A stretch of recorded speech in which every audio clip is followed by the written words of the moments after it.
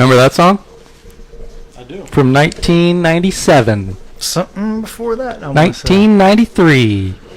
Something like that. 1999. Is that closer? Oh, no. Something popped up. Is that? Oh, okay. Ignore it. Ignore it. Ignore it.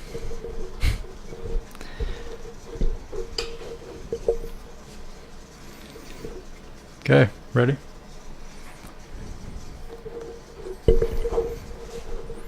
We just starting? We're starting. Start it.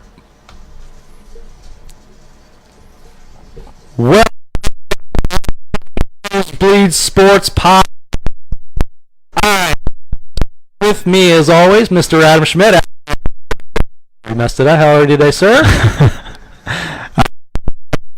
How are you? If I was any better, I'd be you, brother. This is brought to you by...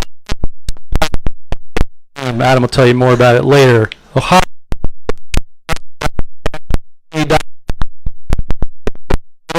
And DelhiDugout.com.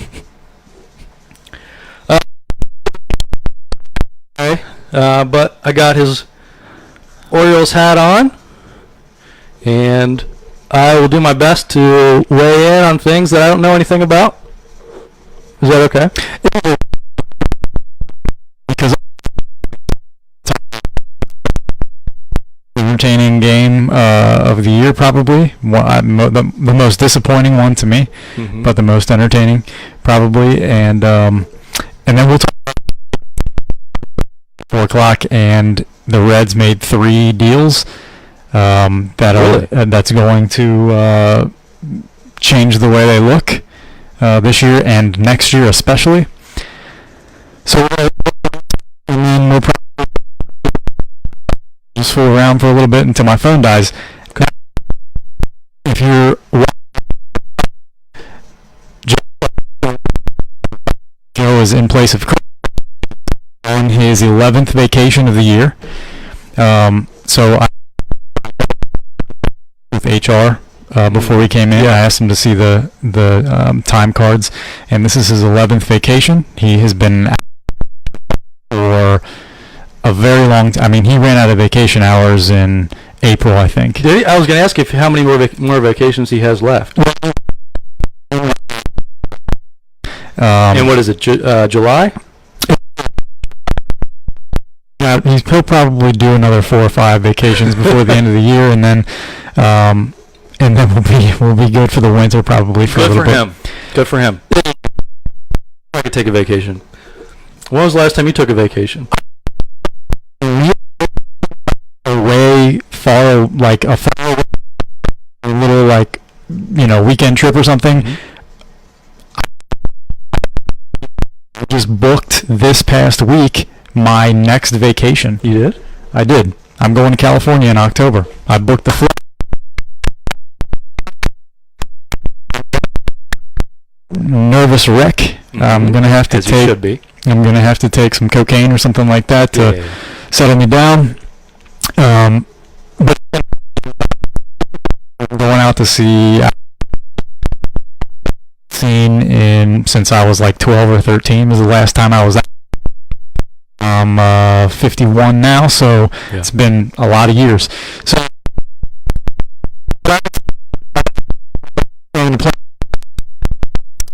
it's just outside.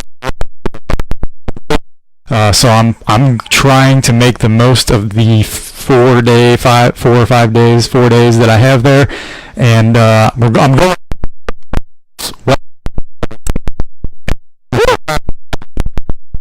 Besides that, I'm going to try to get to the Comedy Store in LA. Yeah. And they're like this same area in LA, and I would look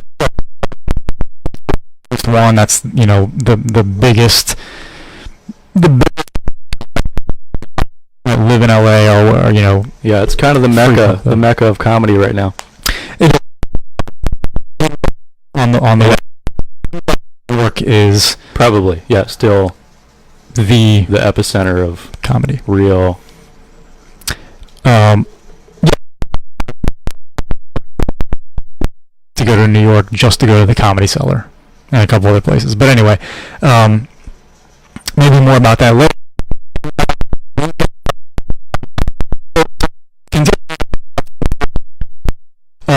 Joe, place of Chris, who's on vacation, G.I. Joe, which of course stands for gastrointestinal Joe. Gosh, I messed that up. I've been thinking about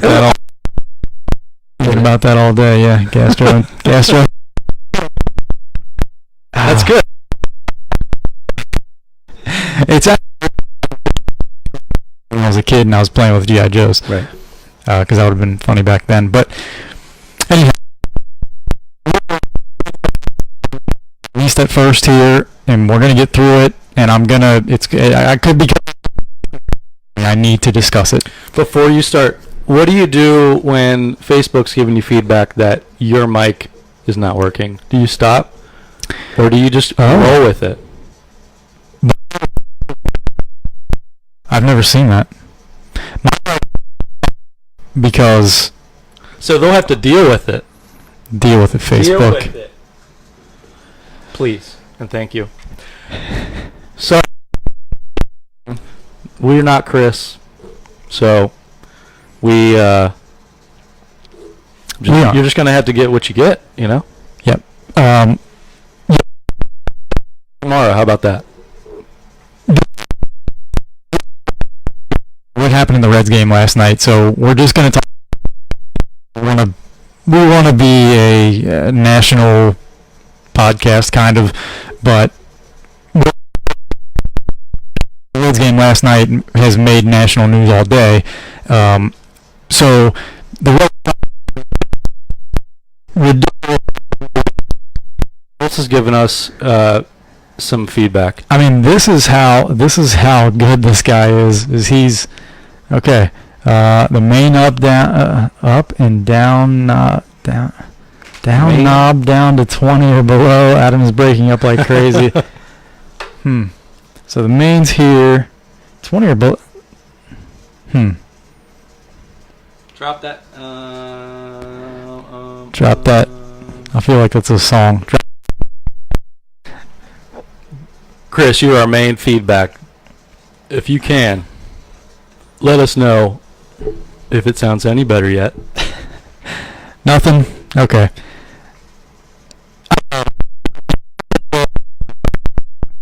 This looks a little hot now, but anyway, Adam is breaking up like crazy. Is telling us, are you using the old or new mixer? The new mixer is what we're using. We're using the new mixer, and I incorrect,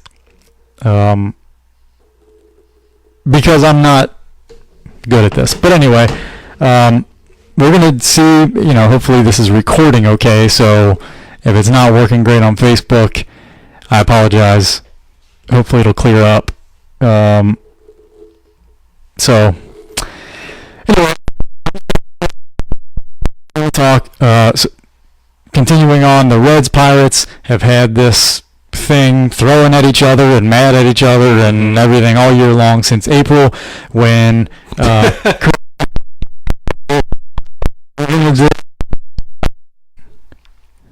Chris live. Chris made it.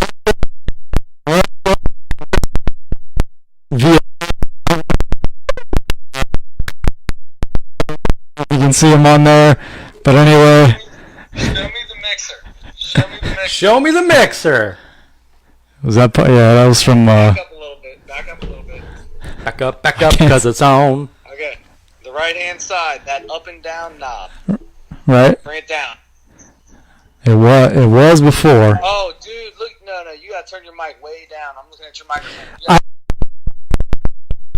Nope. Turn that one to the next one to the middle too. Put it to the middle. The first one. Yep, both of them to the middle, and then go to the right. Okay. Now there's a button that says I don't know if it's headphones. It doesn't matter. You should be good now. Okay, but the levels. Okay, the levels are okay. What about the levels? You're way better now. At least I can hear you. Okay, all right. I think we're gonna be okay. We'll do it, and we'll see how the podcast cool. here's tomorrow. I'll get back at you. Thank What are you you. drinking? Right now, just cerveza. Uno lime. Okay. Oh, that means one lime. I know you don't really speak too that's much really Spanish, good. so Really good. one lime. Because lime in Spanish is lime. Wow. Or is it lime? I mean, that's what Pedro told me. Oh, Pedro told you uno lime, huh? Jame. James, like J-A-I-M-E. like LeBron James. J-A-I-M-E. It's close enough. All right, get out of here, Look, turkey. LeBron was eating tacos on Tuesday, so he's probably speaking some sort of Spanish, The right? whole That's world knows that. That's right. It's Taco Tuesday. There you go. All right, get off me and go back. All right, bye. Thank you. All right, that made for some of the best podcasting that Pretty we've good. done. Pretty good. All right, so Okay, Reds, Pirates, go. Reds Pirates. You know what? We're going to talk about this. What happened last night in a brief setup. I just said it. It started from Derek Dietrich standing there, laying down in the batter's box and taking a nap and all that kind of stuff early in the season in April. Chris Archer didn't like it, threw behind him. There was a problem. They went after each other. The benches did. Yasiel Puig tried to fight the entire Pirates team. And then since then, every time they've played, it's been, testy. So fast forward to last night, Tuesday. Dietrich is not playing, but comes up in the bottom of the seventh to pinch hit. And the Pirates were so happy about that. And the Pirates were happy about that because, what's his first name? Kella, their relief pitcher who was hurt when all that happened early in the year, has not had a chance to pitch against these guys, and he still feels like even though Chris Archer threw behind him and guys have been hit all year long, he still felt like he owed something to. He wanted in on the action. He wanted in on the action. He still felt like he owed Dietrich something for standing there admiring a home run. Right. So anyway, bottom of the seventh, he throws high and inside against Dietrich. It didn't really. Dietrich had to get out of the way. It was high enough and in enough. It wasn't going to hit him in the head if he didn't move, but it was close. Nothing really happened except for he ended up striking him out. Dietrich struck out, and then the Pirates pitcher had some words as he walked off the mound, not necessarily at Dietrich, but about Dietrich, Right. and you could read his lips. So then, and as a matter of fact, we're kind of watching this as we go. Called him a female dog butt, right? Something like that. Yes, he did. Yep. So, and then what doesn't show on this video that we're watching is the next half inning. That ended the inning. Joey Votto comes out. He's playing first base, but walks all the way over to the third base line, Right. to the Pirates in front of the Pirates dugout, and approaches their relief pitcher Kella, who was the culprit behind that pitch. So he told him basically, "You have the ball. Don't forget, you have the ball. That's not fair." I saw a video earlier today that read lips and said what he said, and I'm not going to say what he said, but he had some choice words for him, and basically was saying, don't throw at somebody's head. If you're going to throw at him, don't throw at his head. Throw at his hip or thigh or whatever. So obvious, very obvious. Obvious. So and they chirped back and forth. So then anyway, tensions build from that. Bring on the top of the eighth inning. Doesn't really have anything to do with what's going on between the teams, but Yasiel Puig takes strike one, Right. and was upset about the call. So he backs out of the batter's box, takes his helmet off. It's hard to tell whether he actually threw it on the ground or whether he was like taking it off hard and it slipped out and it fell on the ground or whatever. Either way, he's walking away from the batter's box, takes his helmet off because he's so upset about that call. Picks his helmet up and stands there and leans on his bat, and puts his hand on his hip and just stands there and doesn't do it, like just stands there, which is as bad a choice as you can make. Sure. Yeah. I'm surprised the ump didn't go crazier than he did about Puig doing that, because that's pretty showing the ump up or whatever you want to call it.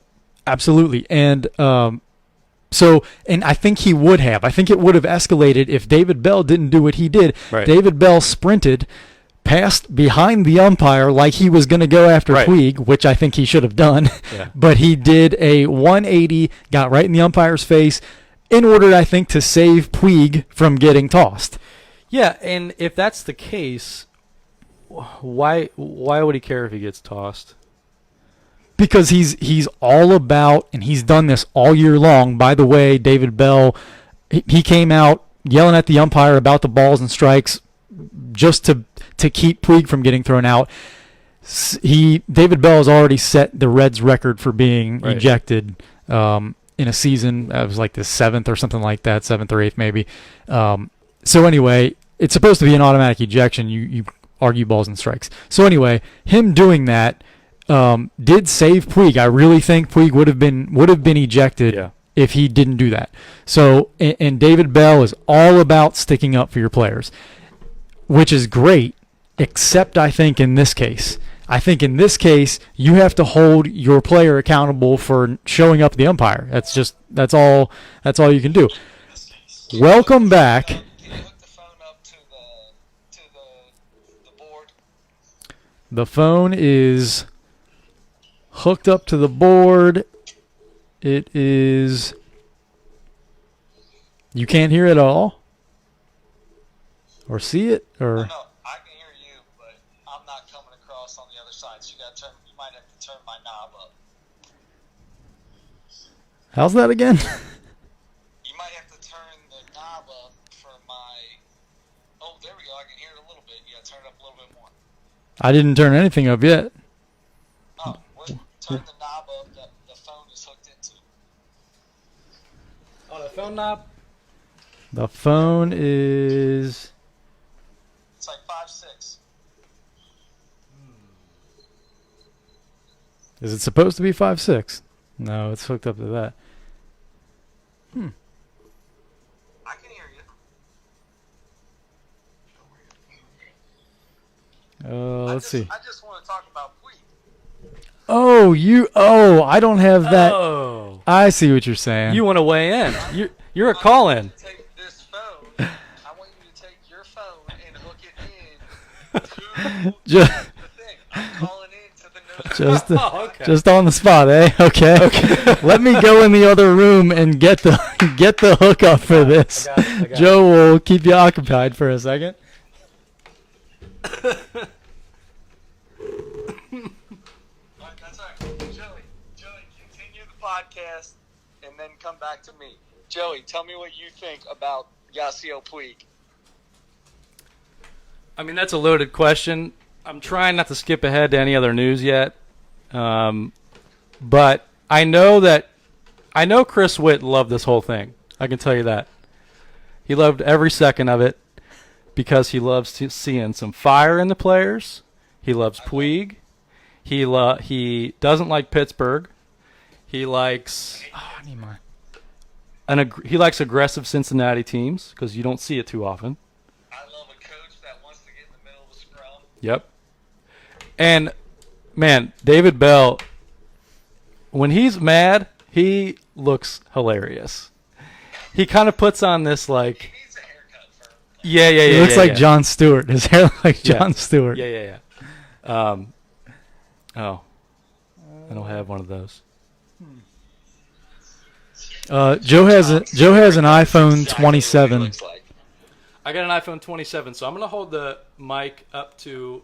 I'm going to hold my phone up to the mic, and you can weigh in. And when you're done, we'll just hang up. Okay. Well, then I'm going to go away so I'm not listening because I'm a few seconds behind on Facebook. Oh, wait. So If you I'll put come your... out here. If you show your face, it'll be like you're really sitting here because you can hear you and see you. I don't know how to do that either, so You just I can show my face, but it's dark as all get out here. So here's the deal. So Puig is traded, right? He's gone. Puig is no longer on this team, and he is still the first man out to back up Amir Garrett. I just want to know what Adam Schmidt thinks about that. It's easy because he didn't know he was traded yet. He didn't know he was traded yet because it had happened like 10 minutes before that or whatever. And Dick Williams said this afternoon on Mo Egger's show that he was down. Dick Williams went down to the clubhouse to tell David Bell to take Puig out of the game because he was just traded. That was when Puig. There was one out in the inning in the top of the ninth. And he went down. David Bell had already been ejected, and he was standing there talking to David Bell, and they decided that they were going to let him finish out the inning in the field, and then they were going to take him out. They weren't going to let him bat because he had been traded. That's when they were going to do it. But that didn't happen because David Bell ran out. Sprinted out of the clubhouse. Right. Yeah. So anyway, it all. I mean, I thought they would pull him like immediately from the field as soon as it came across, but I guess they decided they were going to let him finish the inning or whatever. But that was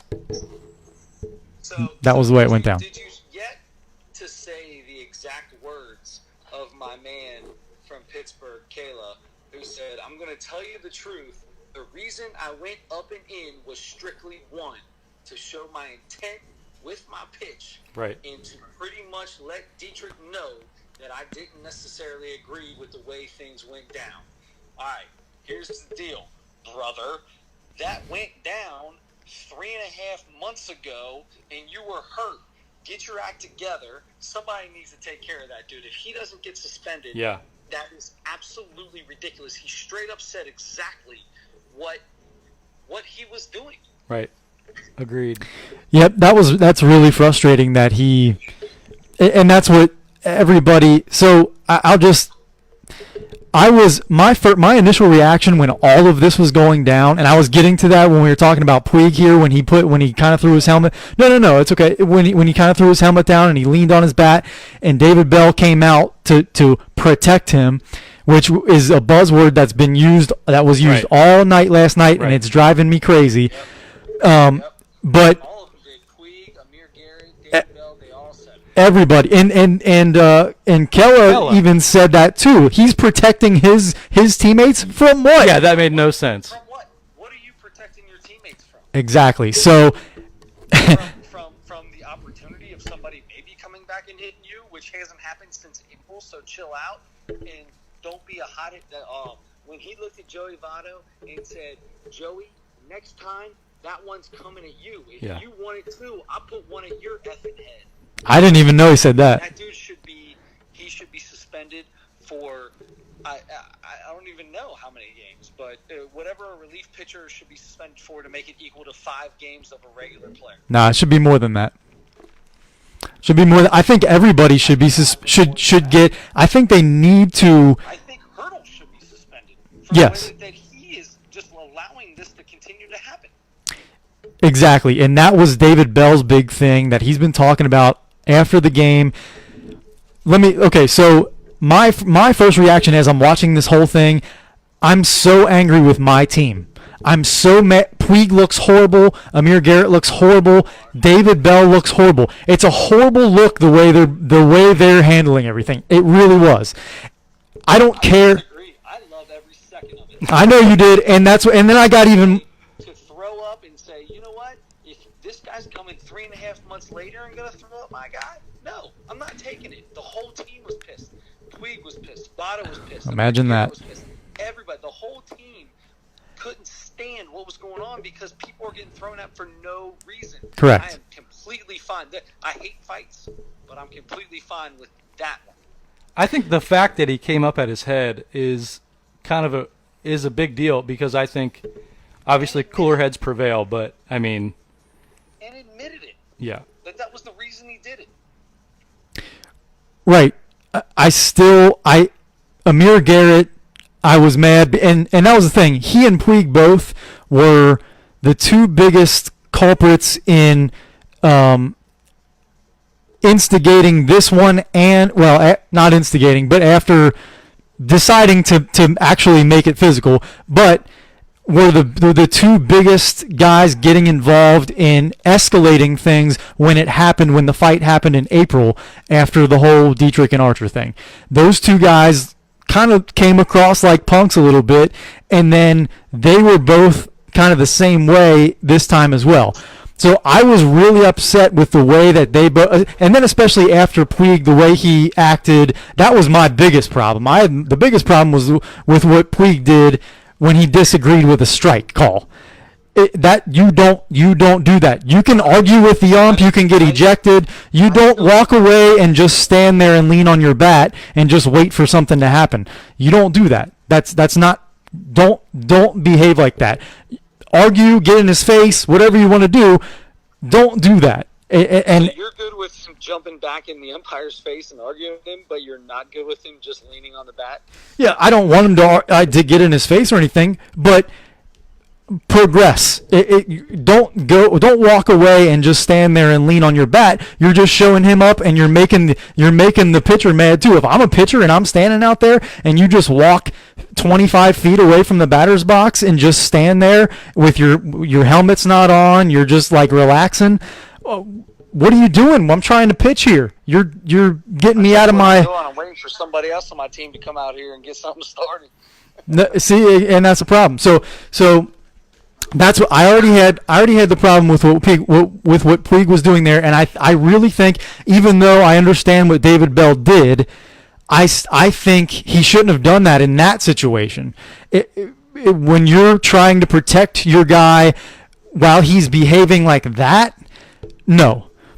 He's going to protect his guy no matter what. But I don't think it's right though. I think, and there are some managers. Terry Francona is one. You do what Terry Francona did, and yes, you walk out and you tell him, Trevor Bauer, and you go, "What the f is wrong?" Exactly, with you? And throwing a ball in center field, and you grab him and you get him off. Exactly. I'm good with either way. I'm good with both of those. I think you have to. You act. I just want you to react. And I don't think you have to come out. He could have let him go, and he probably, I was just saying, he probably gets ejected. He probably ends up getting ejected because he's just standing out there doing nothing. And I think that would escalate between him and the umpire if Bell didn't come out.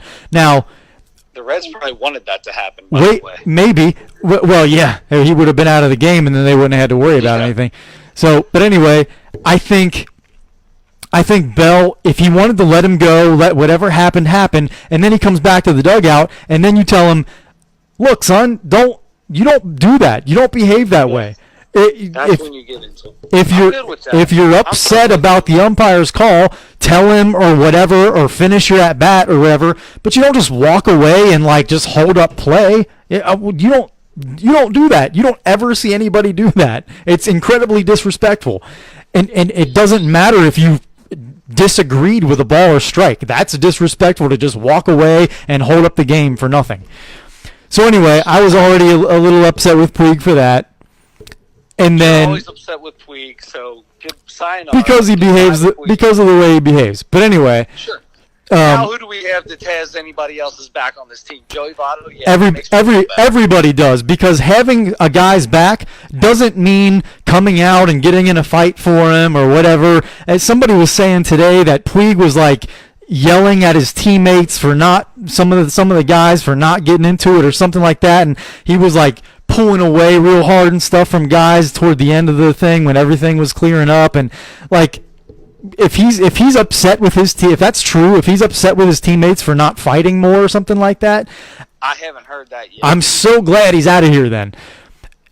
I haven't heard that. You know I love Yasiel Puig. The dude hustled out of his mind while he was here. He had a cannon for an arm, made great plays, hit the hell out of the ball, especially lately, and always had his teammates back. Yasiel, I love you. I hope we re-sign you next year. He had his teammates back, and he also put his teammates in predicaments that a lot of them may not want it to be in. The only time he went out and did that was after something already started. He was never the one that started it, ever. He never started it. Those times that he's gone out and been the one who, in the middle of this brawl, it's been after something has already started. He might be the first one out of the dugout or the first one into it, but he's never been the one that started it. he has had issues when people have thrown inside a little bit, not hit him or anything like that, not by his head or anything, but people have thrown inside, and he has a conversation with the pitcher, and they talk and they do their thing, and he goes right back to it. He has never started one of these brawls. So it's he has never been the one that started a brawl. So he has a conversation with the pitcher, and everything's fine, and that's how it goes. I'm not saying everything's fine. All I'm saying is that there's no brawl started. All the craziness doesn't go to town. He's just the first one to have it. Amir Garrett is the one that you should be saying I'm so terribly disappointed in. And I was going crazy, jumping and running and doing his thing. And you love Amir Garrett, but you're not going to say that because you love Amir Garrett and you want to push blame on Puig. 100. I think I know what you're doing here. 100% incorrect. I was probably more. I was probably more mad at Garrett than I was at Puig last night, and I hated that he started the fight. I hated kind of what really good pictures of him though. Kind of what, yeah, I know.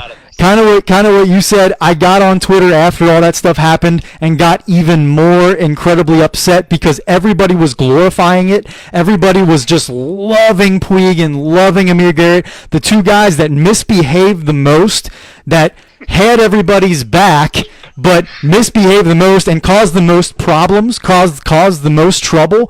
And everybody glorified it. Everybody glorified it, and everybody was so excited. I love Amir Garrett. I love Yasiel Puig. Look at what they do for their teammates.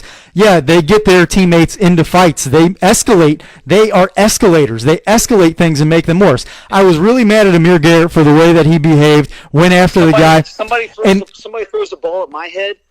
I'm thankful for that guy on my team that wants to go out there and throw a fist at somebody else's head. Yeah, he didn't, because it's less. That's less than a 95-mile-an-hour fastball. A fist that you're going to miss because you got 50 people on you.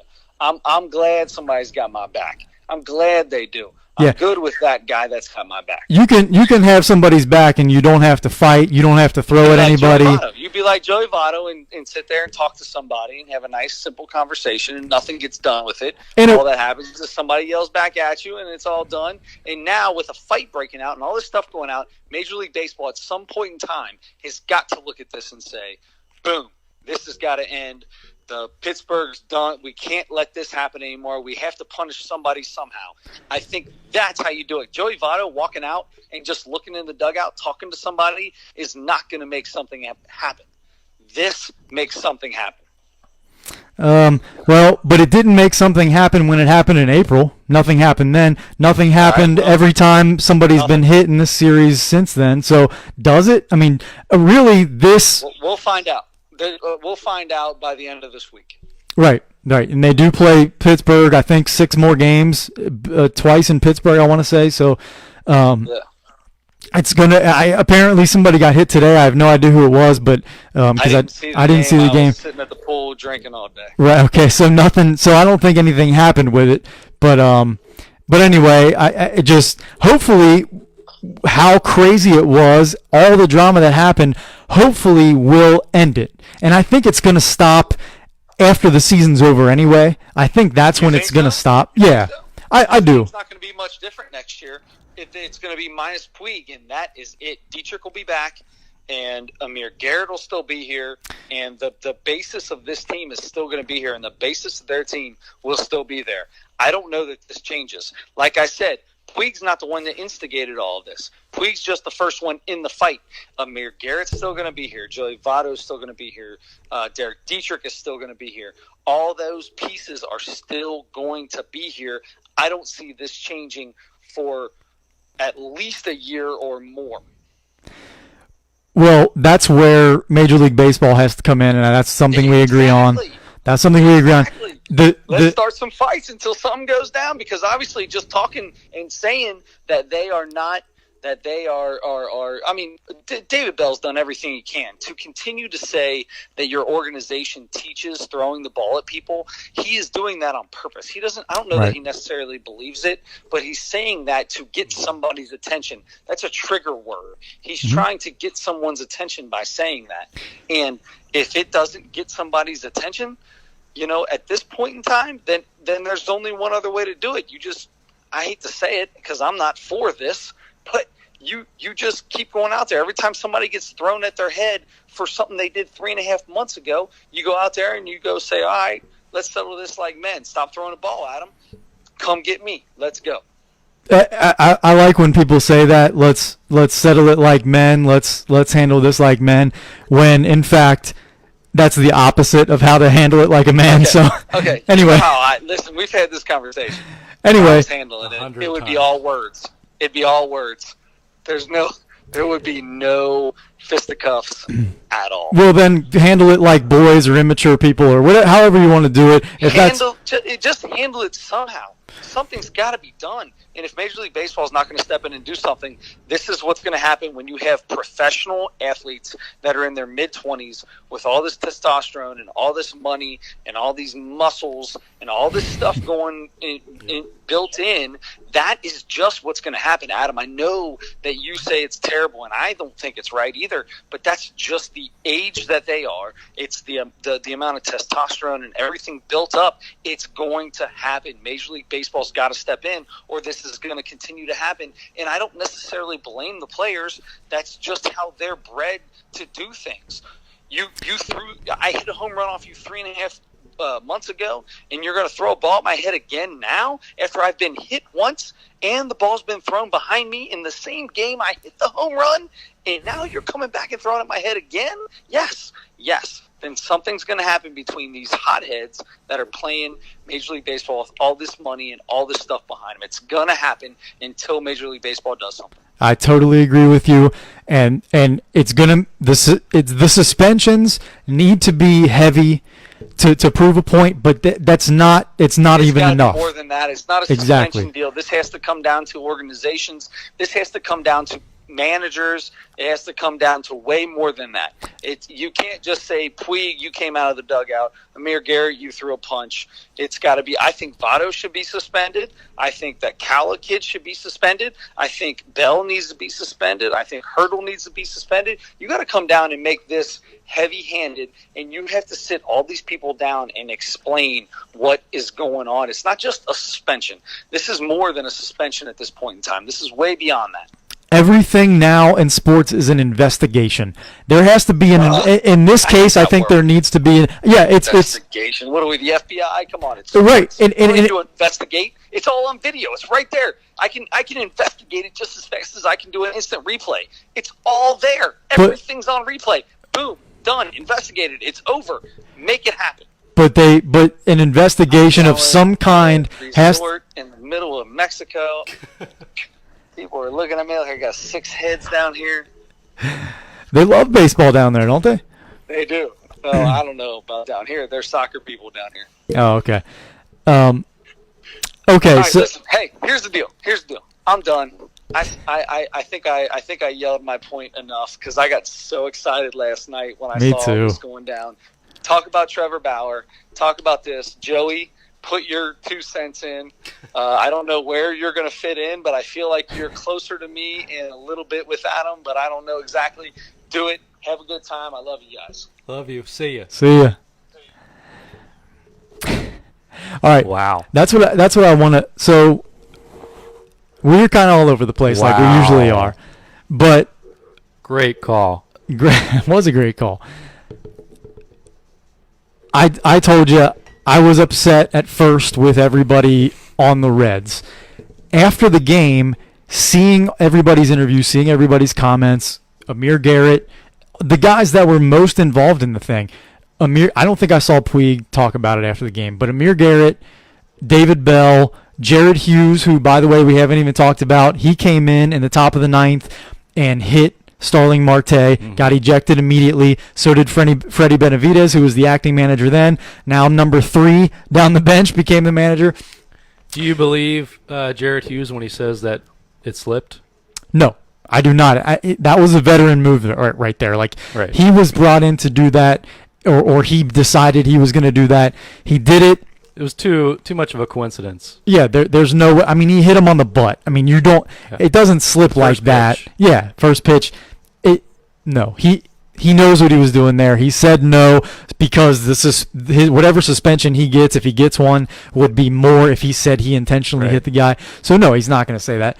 But he did intentionally hit him, which I don't like either. I know there's a difference between a guy's head and a guy's thigh or hip or even ribs or whatever, but the idea is the same. You don't throw. You have a weapon in your hand. You don't throw the ball 90 whatever miles an hour and hit somebody with it on purpose, and it was on purpose. What percentage of the time do you think hitting someone like that is a call from the manager? I think most of the time it's not. Now, Chris is probably going to call back and tell me that Clint Hurdle is calling for that. Right. But just kidding, Chris. You don't have to. No, but I don't believe that Clint Hurdle teaches that, or organizationally they don't teach that's that hard you to throw. believe. They don't, but I think it's mostly about the players. And that's the thing. That's one of those things, one of those professional locker room kind of like skewed judgment that you get when you get into a locker room and there's a different culture there than there is in the real world. Right. And you start thinking it's especially bad in football, but it's in everything, in every sport. You have a bunch of men in a locker room. There are things that go on and are said in those locker rooms, and Chris was 100% right. All the testosterone, their people's age and maturity has a lot to do with the way things go down. Yeah, I mean, these guys have been playing baseball their whole life. There's a script that you go by when things like this happen, and most of them went by some version of that script. They all kind of said the things you say. Kella, I think. Never heard of him before last night. Yeah.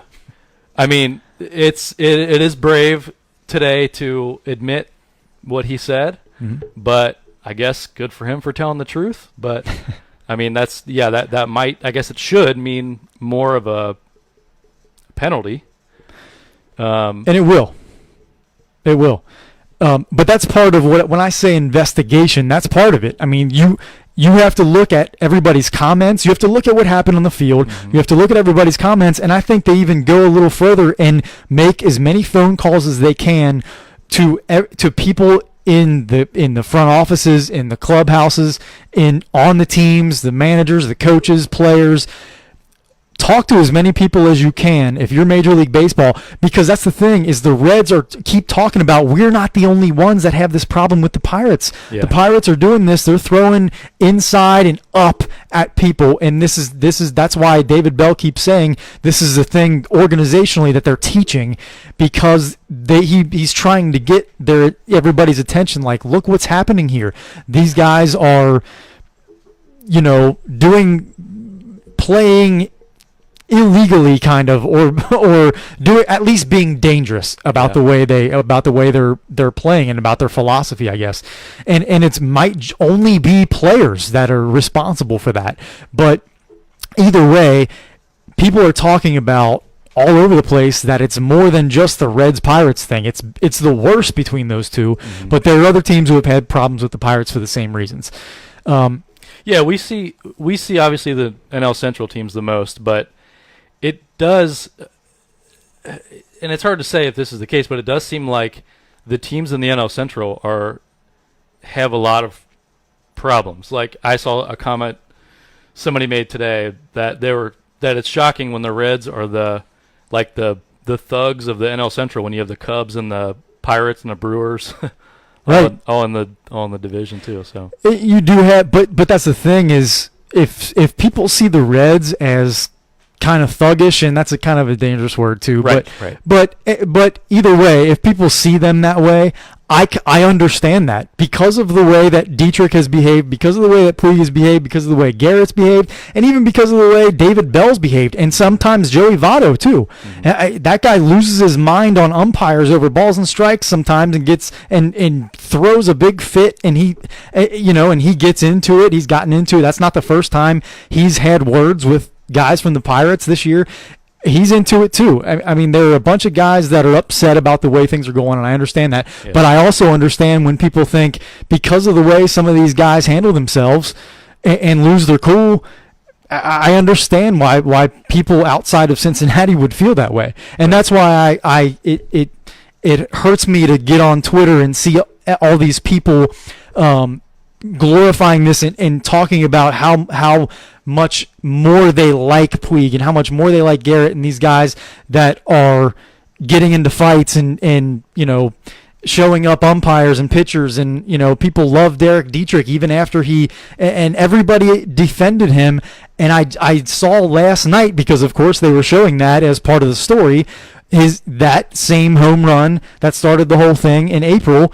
And I was just as kind of worked up about it as when it first happened. He stood there and put his weight back, and took a step back in the batter's box instead of the opposite of making a move toward first base is what he did. So anyway, no need to get into that again. But I understand why people think that.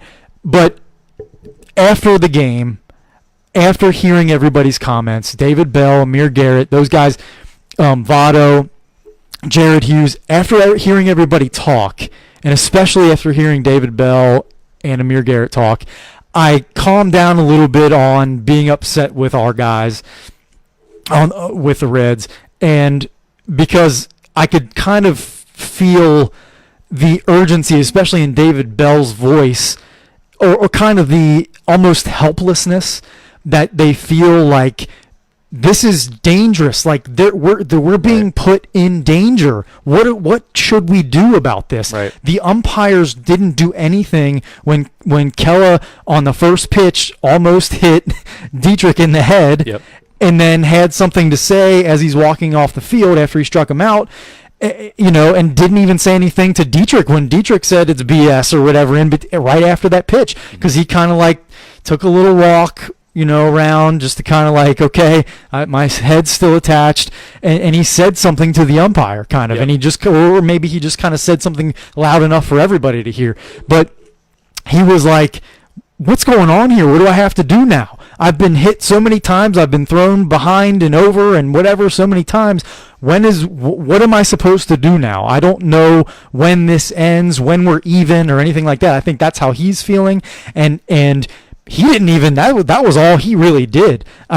For being the guy that got thrown at, he really was. David Bell reacted a lot worse. Puig reacted a lot worse. Votto reacted a lot worse. His teammates came to his aid. I understand that, but they were more worked up about it than even Dietrich looked to be. But hearing the guys talk after the game, I started to understand a little bit more, and then I was really happy to hear Amir Garrett almost right away after the game. And honestly, by the way, as he's walking off the field as the fight's kind of going off, him flexing his muscles, Yep. and saying stuff, that turned me off. So Chris was right. I love Amir Garrett. I've been a huge Amir Garrett guy. The pitcher. Since the pitcher. The way he has behaved in these situations, he really does come across as a guy who's kind of looking, who's kind of into that stuff, who's kind of into looking for a little trouble. He probably is. And I don't want him to be like that. That's why I don't want anybody to react, even if Dietrich gets thrown at by his head. Don't fight, even though you feel desperate about it, because nobody's doing anything about it.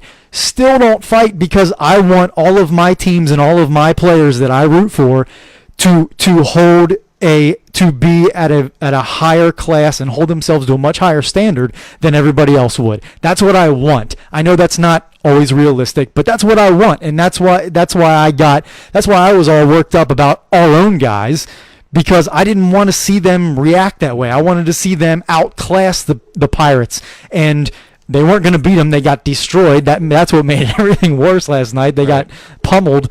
But But they came back and won today and won the series, and that's how you get back at them better than anything. Yeah. I mean, you beat them on the field. You just come back out.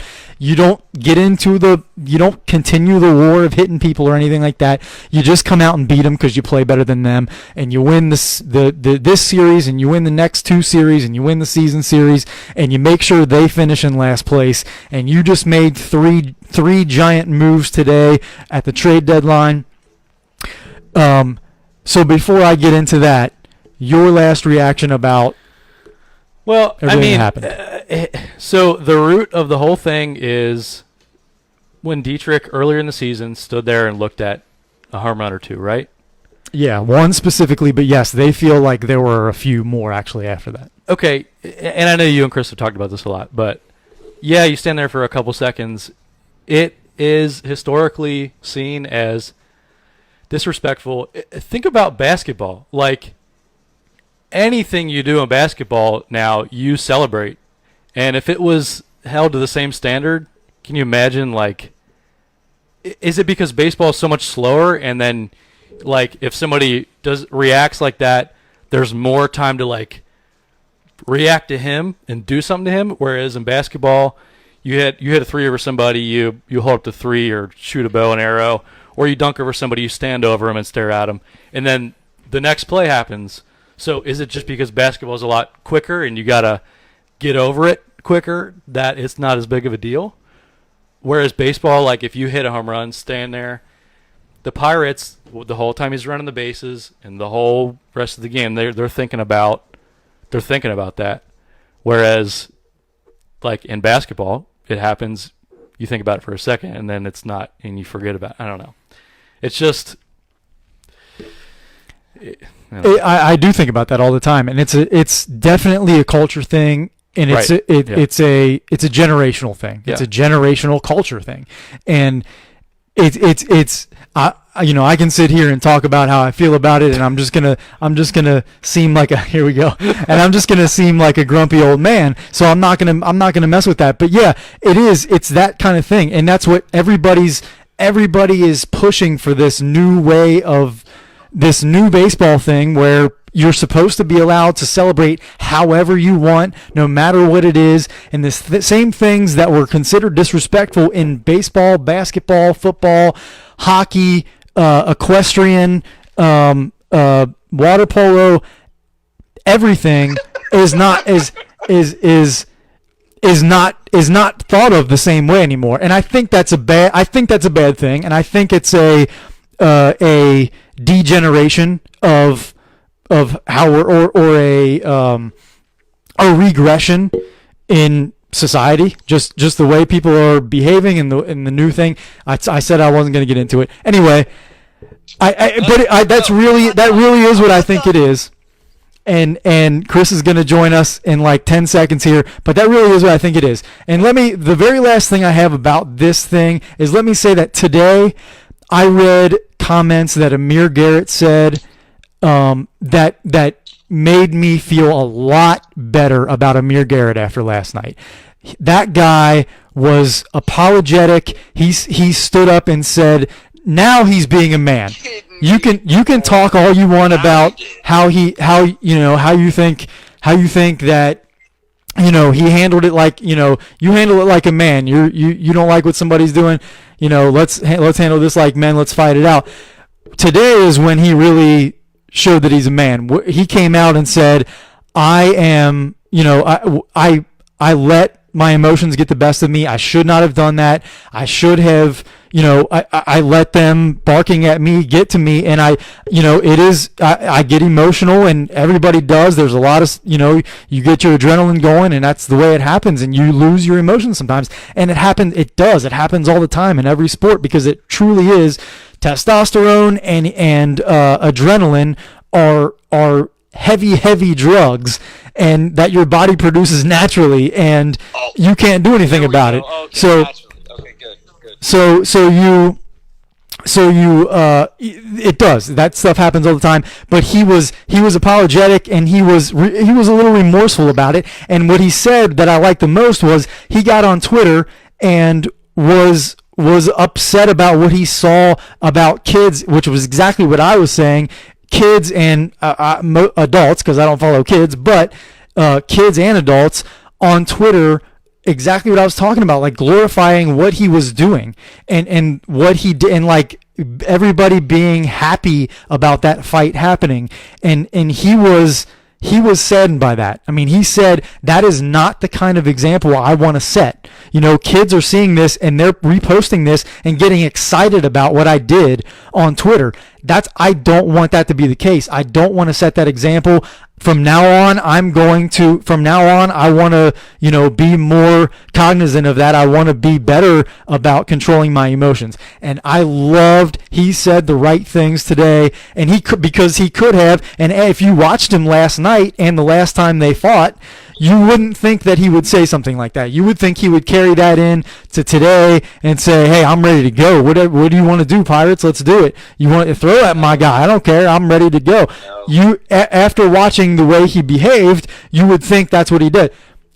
I'm glad to see that's not really Amir Garrett. He really did break down emotionally in that moment. And he did something that he knows was wrong, that he knows he shouldn't have done, and that he is admitting to that. Chris, thanks for joining the podcast, buddy. How are you? What do you got for us? Doesn't that prove my point even more? What's that? I mean, yeah, that what you said, that he realized that it's an adrenaline thing, and it's this, that, and the other, whatever. It's also what his publicist tells him not to say. And last night, after the game was over, he was already apologizing, and at the same time he apologized, he was saying, but at the same time, if this happened again, it would probably happen like this. You can apologize and you cannot apologize. I think he's just... It's totally a publicist deal right now. He's the next day. It's the day after. Everybody's going to be like that. I see. I think the words that he used, I can see what you're saying, and that's what I would probably think in a lot of cases, and that's what I do think in a lot of cases when things like this happen. But what he said about getting on Twitter and seeing kids like post about it and get excited about it and support what he did, he's specifically calling that out and saying, I don't want to set an example like that. And you might be right. Somebody might be in his ear saying, this is what you need to say to save face and to hopefully not get a suspension as badly as you're probably going to get. Maybe that is the case, but the words that I read, and that's the other thing, I didn't get to hear him say these things, so I may feel differently about them if I get all the verbal and nonverbal cues. If I see and hear him actually say these things, I might feel differently about it. But I read his comments, and that's how it came across to me. That's how I absorbed it. But that's what I thought if he was going to just give like a publicist answer, he would have just said, I shouldn't have done. He would have said that I saw what everybody said about it last night, and it made me feel terrible. I should have never done all those things. He said everything you just said sounds like something my publicist would tell me to say. Well, your publicist is a little bit different. I've known your publicist for a long time, and he is. My publicist wouldn't have me drinking tea on the set of a podcast either. Whose tea is that? But yeah, you know what? I got a throat thing going on. And shame. Okay. Just trying to feel better. I got you. Okay. Shame on G.I. Joe for not drinking a Coke Zero on the camera right now. I mean, well, a bunch of ice. Sponsors, man. You got to keep the sponsors happy. We appreciate you, Coke Zero. I'm sorry we didn't do the product placement tonight, but when Chris is out, things fall apart. That's just the way it goes. All right. So here's my question. We've heard everything Adam has to say about Amir Garrett and about Yasiel Puig. Joey, tell me your thoughts. Amir Garrett, this is my question to you. Amir Garrett says after the game that he did what he did out of aggression, and he regrets the actions that he did, but I would do it again if it happens. Now, did he say he would do it again? The next day you come out and say what he said today. Tell me what you think about that. Is that a publicist reaction, or is that him actually reacting to Twitter? there's no way of knowing for sure. You hope that it's his doing. Obviously, there's no way. That's why we do a podcast, so we can just say what we think.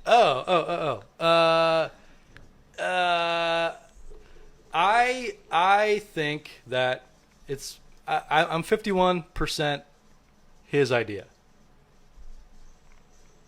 That he, like what Adam's saying? Yeah. So you're 51%.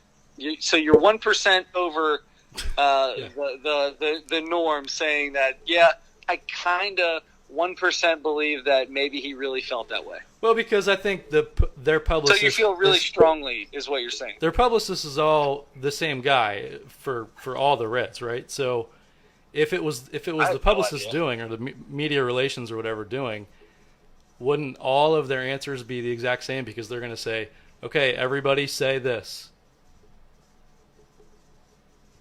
Maybe not. I don't know. But but they all don't they each have their own people? Maybe not publicists, but maybe their agent is like, whoop, straight on the text message. Hey man, hey, not the way we want this to go. Oh, there's about to be an accident. Oh, no accident. We got a bellhop and room service falling around. Hey, senor. Running around the spot at the same time, almost hit each other. That was pretty funny. Anyway, so maybe it's not your publicist, but it's your agent or somebody else telling you, hey, yo, dude, hey, we need some damage control here. Go back in tonight and say this. Hey. Okay, good. That's what I thought. Listen, I don't know. I mean, I don't know. There's nothing more to say. You just don't know. Did anybody see what Trevor Bauer did? Yes. Yeah. And all right, let's move on to Trevor Bauer. We're swapping one weirdo for another, basically. It's exactly what's happening. In fact, there's a thing on ESPN. If you go on ESPN's app, they got a little deal, and it's got a split screen of Trevor Bauer and Yasiel Puig, and it talks about the trade. And it says that Trevor Bauer leads the league in innings pitched and is tied in the Major League Baseball right now with temper tantrums with Yasiel Puig, the one who he got traded for. I love that. It's so great. So we're getting one hothead for another hothead. And Phillip Ervin's getting more playing time. So I guess it's another positive from it. Yeah, especially now that he's getting more playing time, and they've basically just went all in with Phillip Ervin, correct? Right? By getting rid of Trammell as well? I mean, they're basically all in on him. Well, they did trade for... Am I wrong? Well, they did trade for... they did send Tanner Roark to the A's and got one of their outfield prospects. So they really kind of replaced Trammell. Now, I was really sad to see Trammell go because I was excited to see him up here, hopefully... 238, who cares? See ya. Right, but he was last year's Futures Game MVP, and he was like setting the world on fire. He hasn't had the same year in Double-A this year that he had in Single-A last year, but he was the top prospect. I mean, Senzel's up, so he was the top prospect, right? So, I guess, yeah. Now that Senzel's here, but what has he done? That doesn't say much about your top prospect when he's hitting 238 in Double-A. Right now, right? Right now, I'm talking about the whole year. We're well through the year. Okay, so let me. Yes, I think to answer your questions, yes. Hopefully, Phillip Ervin gets more of a chance here and gets to play a little bit more every day. You still have Dietrich that's kind of just sitting the bench and pinch hitting like last night in a lot of cases. But now you have made a little more room for him because he can play a little bit outfield, but a little more second base. And you traded Scooter Gennett today. Now, Scooter, let's start real quick, okay? Yeah, I don't know all of it. Scooter Gennett was traded. Time out. Give me some. Drop some knowledge on me. I'm in Mexico, man. I don't get this news until okay. At night. So Scooter Gennett was traded to the San Francisco Giants for a player to be named later. That opens up now. That again, though, is that bad right now? No, I think that's a good move. I was really, really happy with the trades they made today. They made 3 trades at the deadline, which is way more than I thought they were going to do, but it's exactly what I hoped they were going to do. It's what you and I talked about last week, hoping they would do. Yes. These guys that are at the end of their contracts at the end of this year, see what you can get for them. That's exactly what they did. Scooter Gennett was one. He went to the Giants. If you would have traded him last year, you would have got a much bigger haul for what you're getting this year, but it didn't work out. You did re-sign him to another year, and it just worked out that way. I'm sorry. You have Peraza. Hopefully you'll re-sign Jose Iglesias, and he continues to play the way he has, because he's really playing the way that Scooter Gennett has the last couple of years, honestly. So he's been that, or I'm not going to say better. He is not an MVP candidate. Not power-wise. But if you add his defense with his offense this year, yes, he's just as good as Scooter Gennett was. Absolutely. So I was fine with... At a much more difficult position. Yes, exactly, yes. And it's, at a really important position at shortstop. You can move Peraza over and get him playing every single day now, and he has over the last month or so actually started hitting and everything. So hopefully he can get comfortable there and get comfortable at second, and if they bring Iglesias back, I think that's a pretty good middle infield right there. So you had Gennett go to San Francisco. Tanner Roark went to the Oakland A's, and they brought back this outfield prospect, Jamison Hanna, for Roark and cash considerations. So Tanner Roark goes to the A's, so obviously he's going to become a Cy Young candidate, because everybody that goes to the A's ends up being an incredible pitcher somehow. But then that was a big deal. And I have to tell you this, because as you guys are talking, I'm reading this article about the Tanner Roark trade had me cracking up. It says, even on the day of the trade deadline, deals can sometimes catch players a little off guard. That was the case on Wednesday afternoon. Roark was just beginning a drive to Atlanta, where the Reds open a 4-game series on Thursday. "It's my wife's car." Now, this is Tanner Roark. His quote here. "It's my wife's car. She needs the family car," Roark said. "I'm going to drive it down there. It's 6.5 hours. I don't mind it. I was 20 minutes out, sitting in an Arby's parking lot. I wanted some Arby's, and I'm eating a beef and cheddar and curly fries. I realized I should probably come back." I love that he said in an interview, I was sitting in an Arby's parking lot, and he said specifically what he's eating from Arby's. Chris Witt story right there. My order. That's my Arby's order right there. Beef and cheddar and curly fries. Haven't had it in 20 years because it gives me diarrhea, but that's what Tanner Roark does. The beef and cheddars, he's making money when he orders a beef and cheddar, and not just a junior with cheese. It's the same thing. You just don't get an onion bun, and it's $3 less. So yeah, he's definitely a Major League Baseball player. It reminds me of your story. Major League Baseball players get beef and cheddars. That reminds me also of your story that you told a long time ago of being in an Arby's parking lot, and a homeless guy came up to you, and you gave him like a $3 gift card to wherever.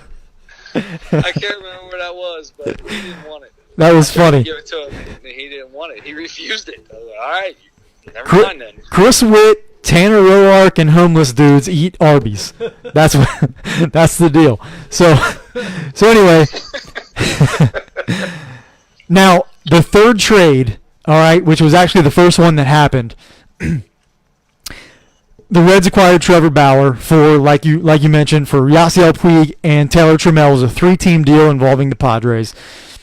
The Reds did give up basically their biggest prospect, or one of their top 2 or 3 prospects. And they gave up Puig, whose contract was expiring at the end of the year. And Dick Williams even said today on the radio, we didn't feel at any point this year like we were in a position, or we felt like we were going to be signing him to an extension or whatever, or to a new contract. So bummer for a guy like me, because I really would love to see them re-sign him. But that maybe gives them a better chance to sign Jose Iglesias, who's a more effective player, quite honestly. Over the long haul, I think he will be. Way cheaper. way cheaper. So anyway, but you bring back Trevor Bauer, and you guys just talked about he is a hothead. His last appearance with the Indians, he threw the ball over the center field wall from pitcher's mound out of frustration. Terry Francona came out and did happy. and was not happy, and I see that too often. yeah, and I loved it. I loved him taking him to task for his losing his mind. Grab you in the middle of the game very often. Yeah, and you could see Roark as soon as Francona came out. You could see kind of the respect I think that Roark has for Francona because Bauer that has for Francona, and because he kind of like felt like, oh man, I realized what I just did right away, and he kind of put his hand on Francona's shoulder as Francona's pointing to the dugout and saying, "Get your behind in that dugout and get out of here, get out of my face." And then he had that Charlie Brown walk to the dugout. Yeah. So and I saw. Did you see the little cloud that was only raining on him that followed him as he went? Yeah. Like I was watching a Charlie Brown cartoon. So he knew what he did. He knew it was stupid. So that's what you're getting, and I'm not crazy about that. I'm gonna hold him to the same thing that I held Puig. If that's the book on him, if everybody knows that he's a little loopy and has trouble controlling his emotions, I don't like that. I need him to become more emotionally intelligent than that. But we're also getting a possible Cy Young caliber pitcher. Whoa, hold on now. He's a workhorse that got Cy Young votes last year. He did. He got Cy Young Award votes last year. He is good enough to be that good. Okay, I'm good with that. Okay, and add him into a current pitching staff, starting pitching staff that is as good as it gets at this moment in time. And minus what we know about Alex Wood until he finally decides to throw a Major League Baseball game. But without Wood, this roster, this starting what do you call it? Rotation has been phenomenal. And now you add that, doesn't make it any worse. And it's almost like you traded Tanner Roark for Trevor Bauer. Not even close. But you're replacing him in the rotation. You're replacing him, but that's not what you traded him for. You got to look at.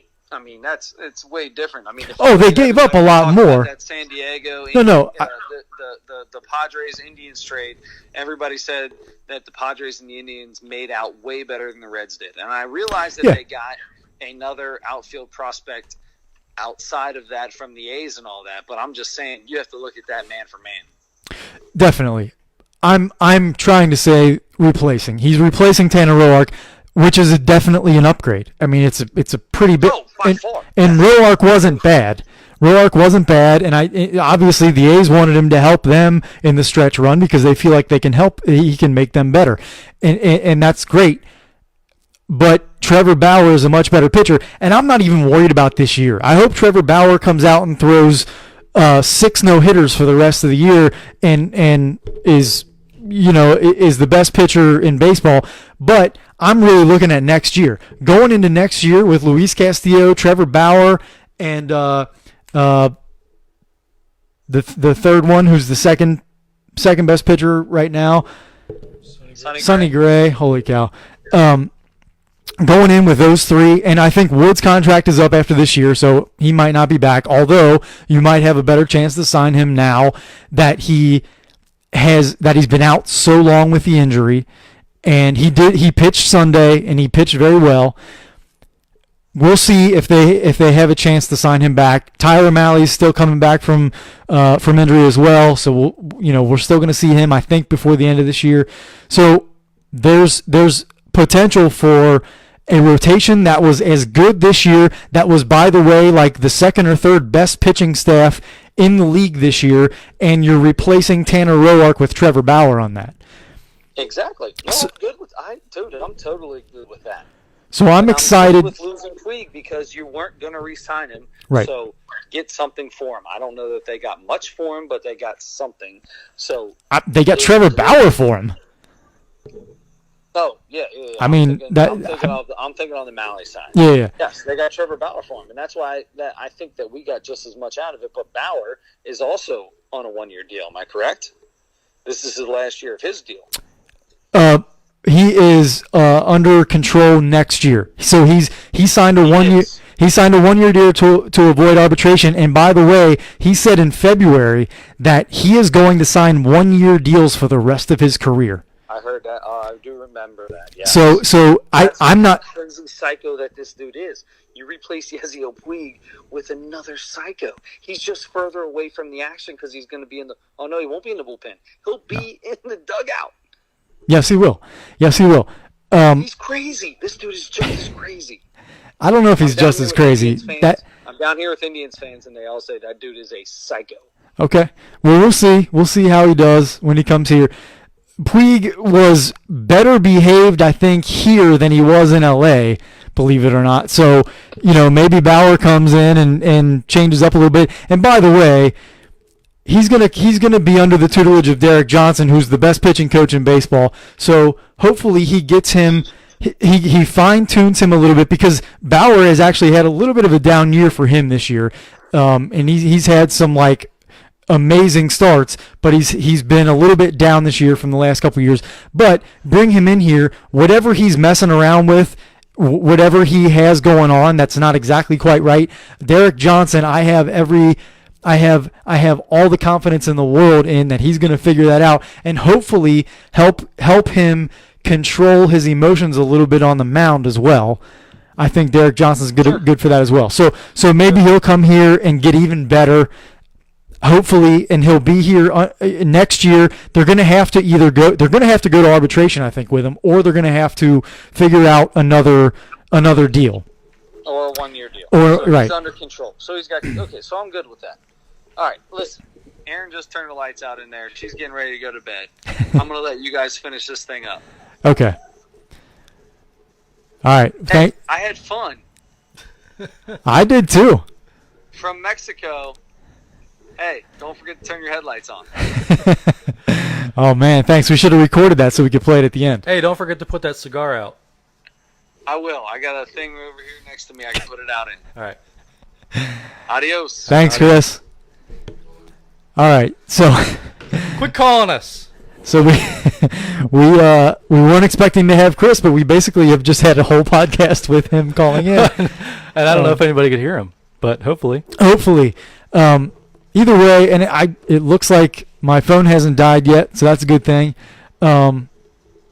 Any reaction from you on now that you know all the deals that were done, the 3 deals that were done? Jeanette's gone, Roark's gone, and who did I say? Jeanette, Roark, and Trammell. But Roark, Jeanette, Puig. Roark and Puig. Duh. Yeah. Anyway, it all makes sense. It's all I don't know. Those were all smart moves, I think. Yeah, because they were all at the end of their deals. Yeah. Probably not re-signing them. So you either lose them and get some sort of compensatory draft pick under that rule, or hopefully get something a little bit better. And obviously they got something a lot better for Puig and Trammell in Trevor Bauer. We'll see. We'll see what Jamison Hanna has. I'm not sure what level he is. I know he's in the minor leagues, but he's an outfield prospect that I guess the Reds are pretty high on. So you're kind of replacing Taylor Trammell with him. So hopefully he has just as much upside or even more, and that comes to fruition. So we can pretty much end the Reds portion of this podcast on that. Are you going to be okay about doing that? I talked it all out. I purposely didn't talk to anybody at work about this today. People brought it up, but I kind of kept my opinion to myself, number one, because I don't really have enough time to talk about it the way I wanted to. But I did want to address it. I wanted to have a podcast at 10:30 last night, as soon as all this happened, because I wanted to talk to you or Chris or both of you about it. But anyway, it's well, I mean, it's yeah. Scooter had a nice time here. I think everyone enjoyed having him. 2 excellent years here. Yeah, All-Star, and had a good All-Star game when he played in the All-Star game. 4 home runs. I mean, yeah, everybody likes Scooter. He had definitely improved coming here. So, best of luck to him. And he was hurt most of this year. He just came. He's only played 20 games, the last 20 games, and he's been honestly just terrible. He's been terrible since he's been back. But it's kind of really I keep feeling like it's getting close to the end of the season. There's still 2 months left. Yeah. You still have a third of the season left. So it's not completely lost. I don't expect them to make a run to the playoffs or anything like that. But do you think any of these? It doesn't seem like it, but do you think any of these moves were showing that management is giving up on the season? No, I think it's the opposite of that. Okay. I think bringing in Bauer now beyond next year, we're gonna have to see what happens with that. If they're not able to sign Bauer back, then I don't know what you do there. Or maybe they end up flipping Bauer. Maybe they trade Bauer at the deadline next year if they don't feel like they're going to be able to sign him back. But at least this shows that Dick Williams and he made all these moves in the preseason to bring Puig and to get Bailey out of here, to bring Puig and Kemp and Farmer and Wood in here, and they really wanted to put a decent product on the field this season and see what happened with signing these veteran guys. And they've been better. They're better this year than they have been for the last 5 years. And so it's been more exciting, and it's been a really weird season because the Reds, I forget what they are, but their run differential is like huge. They've scored way more runs than their opponents, but they're 8 games under 500 or whatever. Have you heard of the Pythagorean record? It's like an adjusted record based on your run differential, and the Reds have a good Pythagorean record.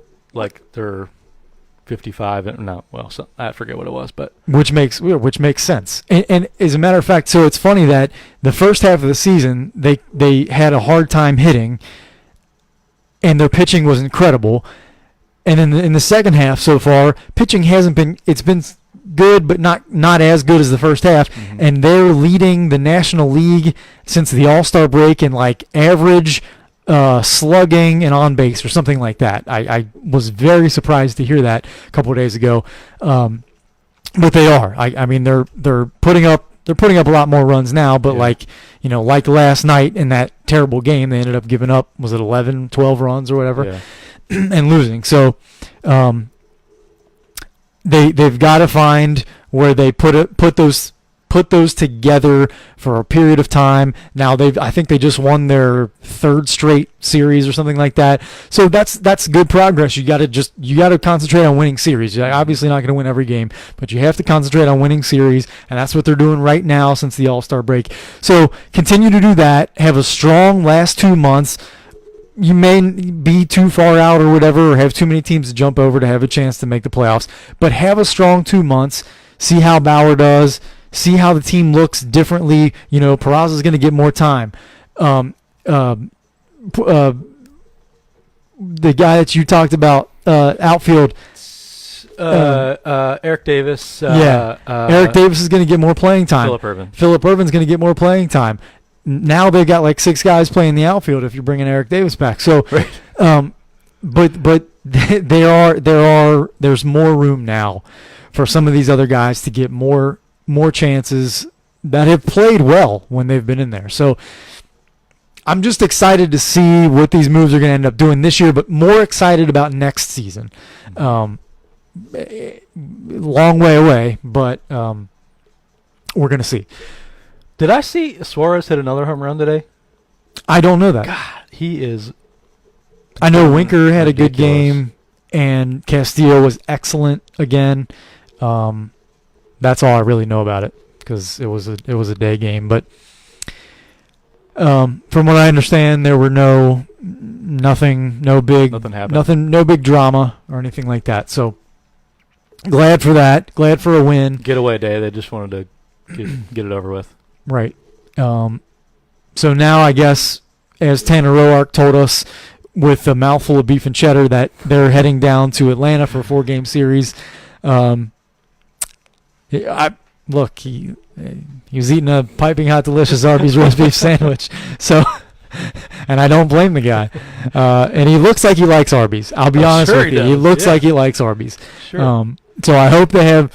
Look, I really hope they have.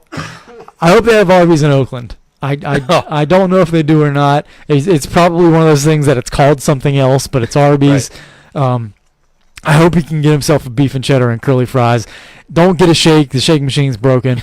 But not gonna get a shake.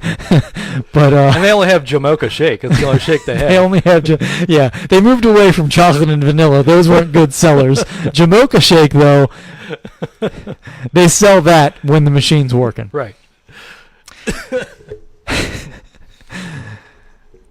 Yeah. What are we need to move on to something else here. All right. Only if you want to. Only if you feel.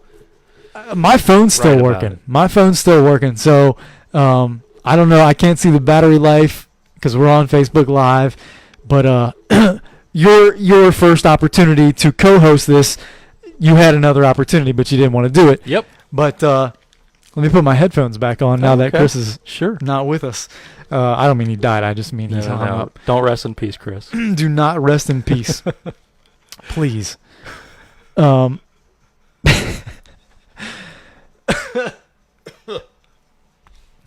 want to ask you something. Yes, the answer is yes. I did get a new shampoo. It's a shampoo and conditioner. In one. Yep, shampoo and conditioner. It says shampoo plus conditioner with caffeine and menthol. So it has. So it does have. So it's coffee caffeine. and cigarettes. Yeah, it's shampoo with coffee and cigarettes. So yes, I did get that. Boy, that really is what that is. Yep. Man, that's why I got it. Because when you're having your morning shower, you just want to get those over with. So you just work it into the hair, and it sinks into the pores, and you really feel a rush. You can have your menthol cigarette and you smoke a menthol cigarette to get rid of the coffee breath. Is that right? Yes. Yeah. And the shampoo bottle has a filter on it, so it's a menthol cigarette. So it does have a filter. Yeah. Because they have the non-filter shampoo. Right. Well, right. I didn't want that. No. Right. That was more expensive. Well, now, do they have? And what? You don't have to tell me what brand is it again. It's Prel, right? It's Prel. Right.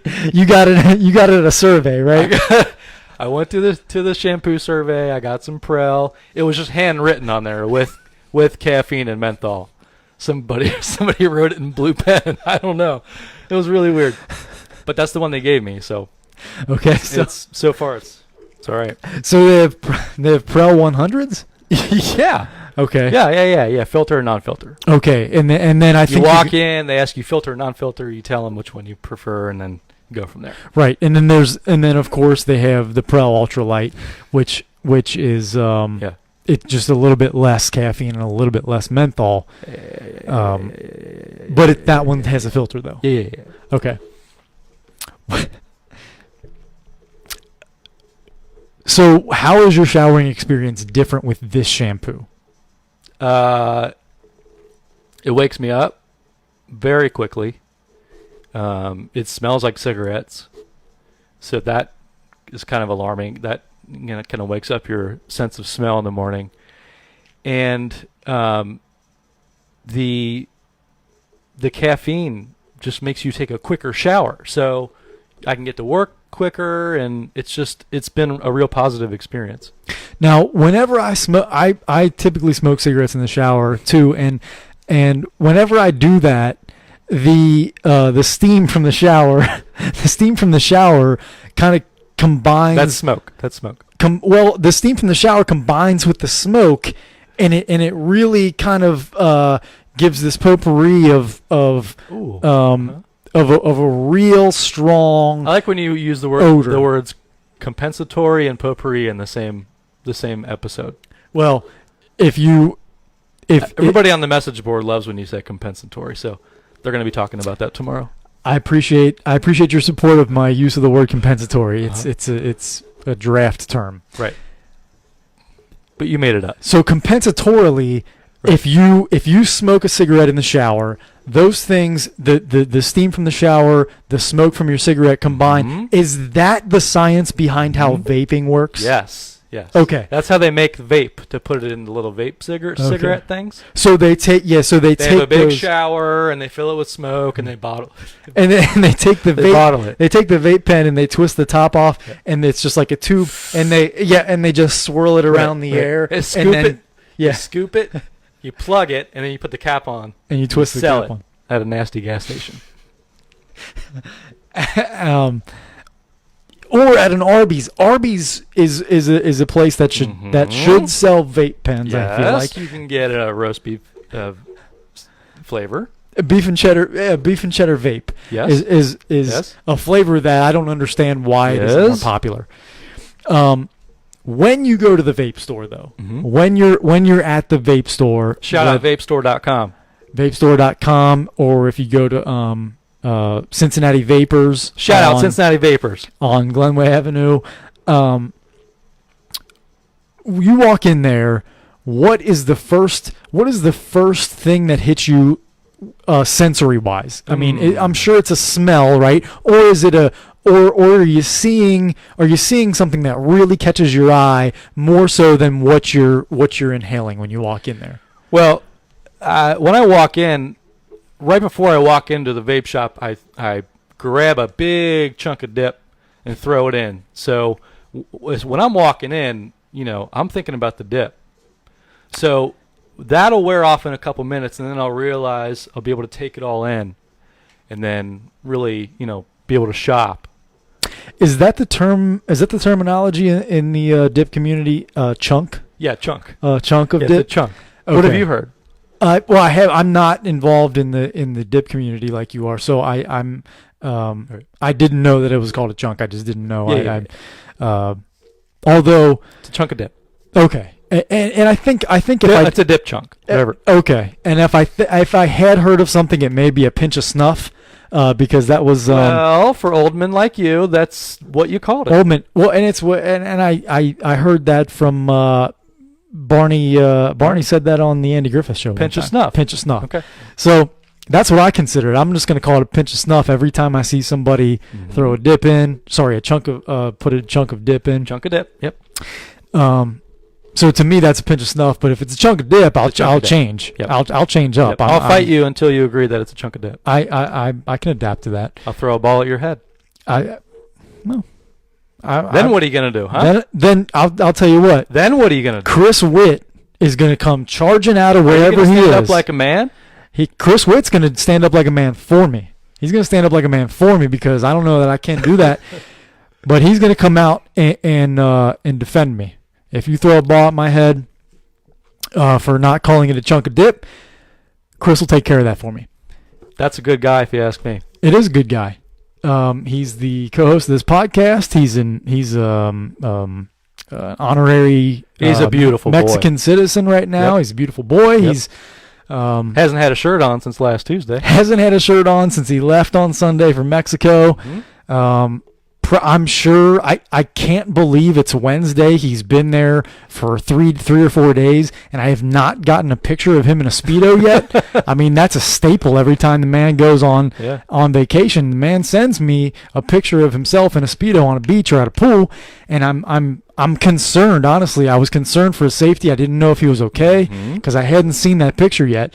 Well, he's going to send them all on his birthday's coming up in a little bit. He's going to save them all up and send them to you on his birthday. His birthday's coming up. Your birthday's coming up before that. What do you want for your birthday? A picture of Chris in a Speedo in Mexico And- on his current trip. So work on that, please. Well, you can get that on Amazon. So yeah.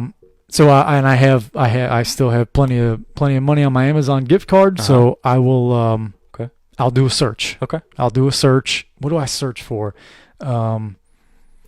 Hanger tattoos, plus Speedo Yep. plus nosebleeds? Yeah. Or just nose? Just nose. Yeah, yeah. Okay. In capital letters, because Capital nose. Right. Okay. Oh, is that what a big nose is? Is it a capital nose? Okay. Capital letters. And then a small nose on a person is a lowercase nose. That's Right. what it's called. That's Yeah. that's actually the scientific. I know. If you go to the doctor and you have a condition where you have a small nose, some people have the small nasal I have a big nose, small nasal passage, but that's It's a lowercase nose. a lowercase nose is a small nose. Right. Yeah. So I don't know. I don't really know what my condition's called. A lot of these ladies in Hollywood are getting lowercase noses. Right. Michael Jackson. Michael and Jackson the got- other ladies. Right. Michael Jackson reduced that font size big time. He got a lowercase nose. All right. He's at about a 6. He's at about a 6 font right now. Yeah. Wow. I It's mean, a 0 oh. right now. Anyway, Chris, me for the cough. Chris, please don't rest in peace. Michael Jackson, please rest in peace. And Okay. Chris, please don't call back in today. Thank you. Chris, you're welcome to call back Because we don't know anytime. if it's making it onto the recording. Thank you. Yeah, and by the way, my phone told me 20% life, and it's been up about maybe close to 10 minutes now. So Yeah. we might have. We're at the mercy of the phone. We're at the mercy of the phone. So, but before we get kicked off here, all you want for your birthday is that picture And a chunk of dip. and a chunk of dip. A chunk of dip and a vial of Arby's vape. You are going to be in just a couple of weeks. You are going, as a matter of fact, a week. Don't. What, a week from today? Is it? 2 weeks from today, is it? I don't know. I think it's 2 weeks from today. I don't know. You're gonna be in your 30s. I'm gonna you'll be able to round up to the next big number. You'll be 35 years old. How Tanner does it Ro- make you feel as a 36-year-old? Yeah. Well, that's pretty close. 37, but I was helping you out. I'm I don't know. I mean, it makes me feel like you're going to be 2 years younger than me. Can I take you to Arby's on your birthday? For your birthday?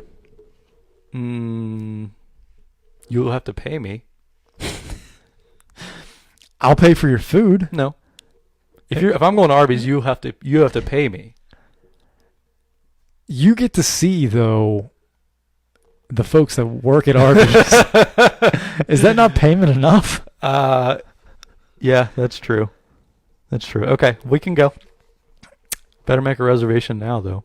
It's gonna be. So what is that? What do you know? What day it is? Is it a Wednesday? No, I don't know. I think it's a Wednesday or a Thursday. Boy, I'm gonna have to check. I'll tell you what I'm gonna do is tomorrow I'm gonna call and ask how busy they usually are on a Wednesday and a Thursday, and if they think a reservation's necessary, or if they think I should wait a little bit and then make the reservation, or if there are any other special options if they do birthday parties. Right. If they do birthday parties, or if they send the crew out to do one of those birthday songs. What if they let you go back and slice some roast beef for a little bit? Yeah. I've always wanted to slice the roast beef. And I've always wanted to pull a bag of cheddar cheese out of the cold box and cut it open and squeeze it out into a something whatever. Yeah, that's very gross. And speaking of gross, have you heard that? I sure hope this is wrong. Have you heard that the Arby's roast beef is Okay. no, it could be worse. Someone said it starts as a powder, and you add water, and it my God. solidifies.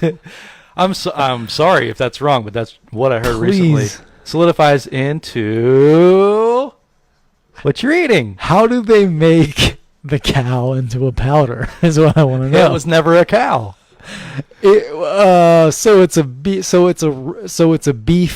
It's honestly it's what like I do for a living. Probably they probably buy it from a company like mine, and then they add water like it's one of those old Not snake. filtered water. No. No, hose water from the porter's closet. Aha. Yeah. Or it could be sink water from the bathroom. Yep. I think it might be sink water from the bathroom. And look, if that's not working, all you do is flush and you get clean water Well, out of the toy. It is right? clean. Chris would say it is clean water. Out of the old toilet. Hey, that's clean water, brother. Chris would say that.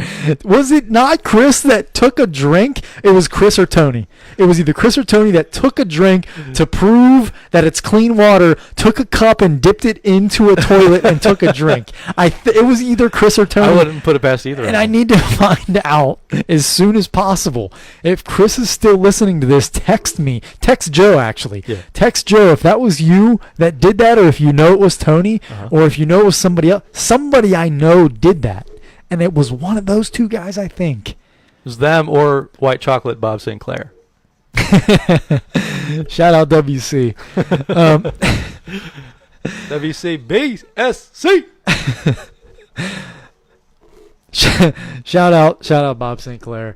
Shout out to Trisha Sinclair, not Trisha Sinclair, Trisha Leonard, and Joe Leonard, who I guarantee are on this thing. If it's working, Joe is at least on, because he's on every week. He never misses. So I'm assuming he's on there.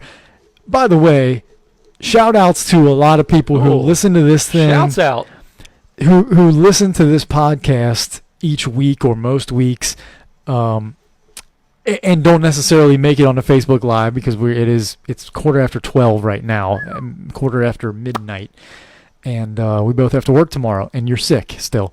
So we should wrap this up soon. But I got a message on LinkedIn from a childhood friend that I haven't seen or spoken with in a long time, and he said he's listened to the podcast. Wow. So that was very cool, very cool. But I people tell me all the time, like, man, I checked your podcast out. It's pretty good, and they're always nice and say, good job, or it's good, or it's they make sure not to lie about it, but we know. And over exaggerate.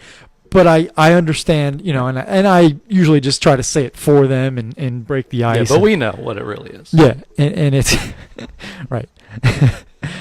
It's your shoulders. Right. You're pointing to your shoulders. Right. I don't know why, Right. but So you're saying you got to wait to talk about the new Rockets until next week? That's probably a good idea. I don't necessarily have to. I mean, I can get your quick take on it.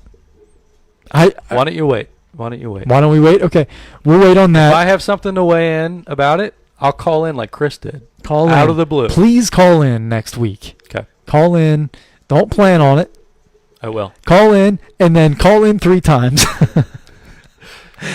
No shirt, right? I'm just going to make sure you're not wearing a No shirt. And then in the dark, so you can't see me. Right. Yep. Right. Anyway, no, we're kidding. We love Chris that he called and called into his own podcast and gave his 2 cents, because this would have been a crazy podcast if we were in the Rum Dum studio as normal and looking at each other and yelling back and forth. Would you be Kella? Would I be Kella? No, I don't want to be You'd be that Clint guy. Hurdle. No. Two new hips. Yeah, that was the thing. That was another bad thing that Him falling. No, that made David Bell look really bad when he ran. Yeah. By the way, he came out of the clubhouse after being ejected. He was almost in the shower. You could tell. He threw his pants back on. No belt. Right, no belt. No hat. Right. He did comb his hair before he came back. He combed his hair, and he. A guy at work today said he looks like Jon Stewart, and I thought the hair definitely looks like Jon Stewart's hair. Yeah.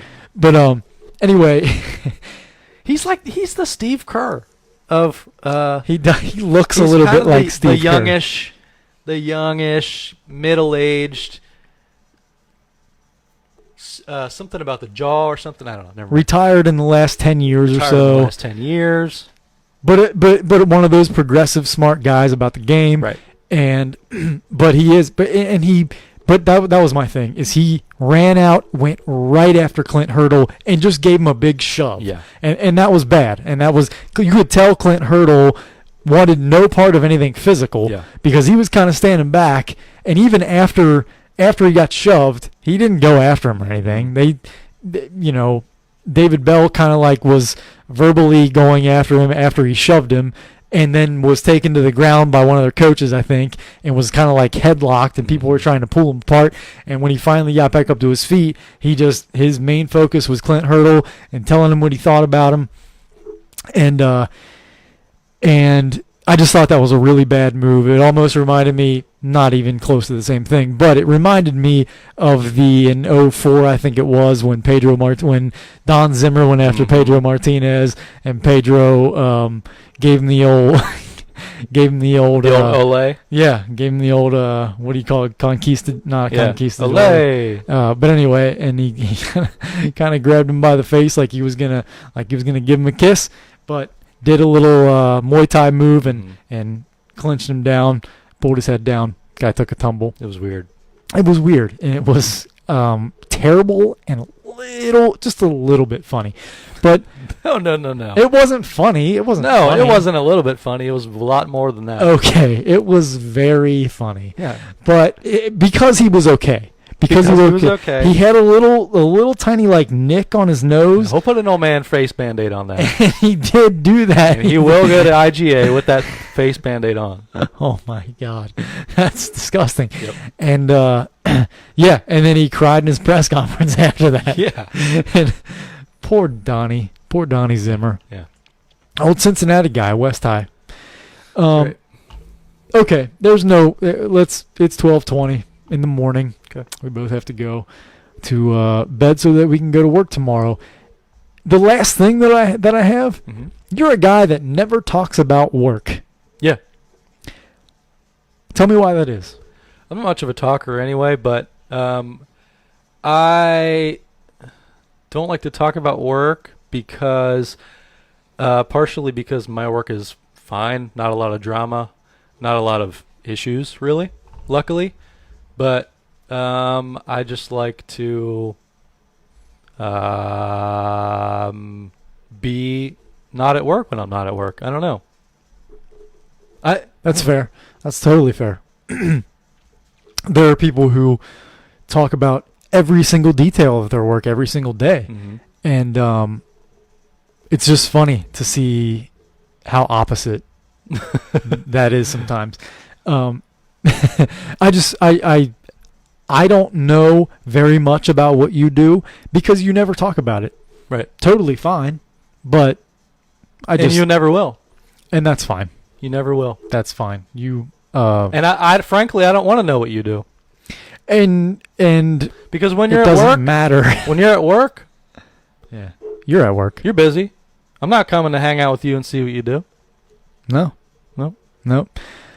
So what I do for a living, I'm just kidding. I don't care about it. We don't care, right? Right. And that's why, because nobody really cares what you do. Right. If they ask you, tell them. Be courteous and tell them. I do something for a company that pays me money. Yeah. That's all you need to know. That's good, because otherwise it wouldn't be work. Nope. All right. I think that's about it. We don't have any music to go out on, but thank you, Gastrointestinal Joe. You're welcome. Thank you to trainingpersonally.com, ohio-mc.com, and delhidugout.com for your continued support. Go patronize them. Go to their websites and read about what they do. Yes, and Cool Ranch Doritos. Cool Ranch Doritos as well. Shout out Cool Ranch Doritos. I don't care if you're stale. You're still good. Still pretty good. Cool Ranch Doritos are fine whenever. Yeah. Better fresh. Still not bad. Right. It's the sauce on top. Thank you for You're welcome. joining us on Facebook. Thank you for listening to this podcast. We'll be back. We should be back next week. Regular time, studio, people, everything, and we will be. We don't even know what we're going to be talking about next week, except for one thing that I know You'll talk about Puig for 4 hours, and then you'll... No. Talk about something else. I don't have anything to say about Puig anymore. He's not on the Reds unless he does something major that is newsworthy. Otherwise, I'm done with that. Okay. But here's how you know when your podcast has hit the big time. Let's hear it. When you have a regular listener send you a gift.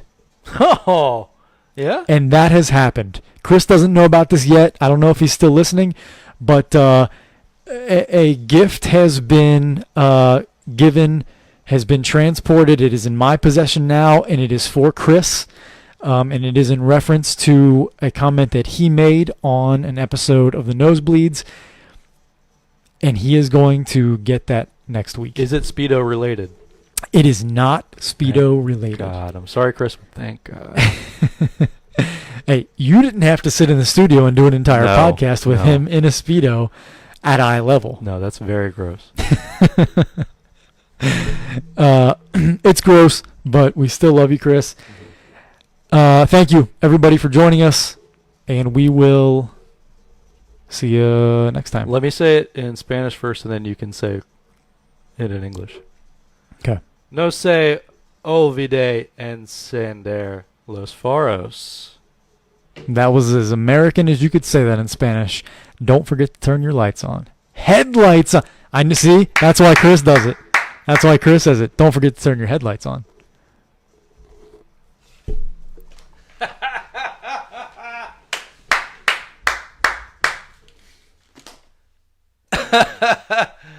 He goofed it up.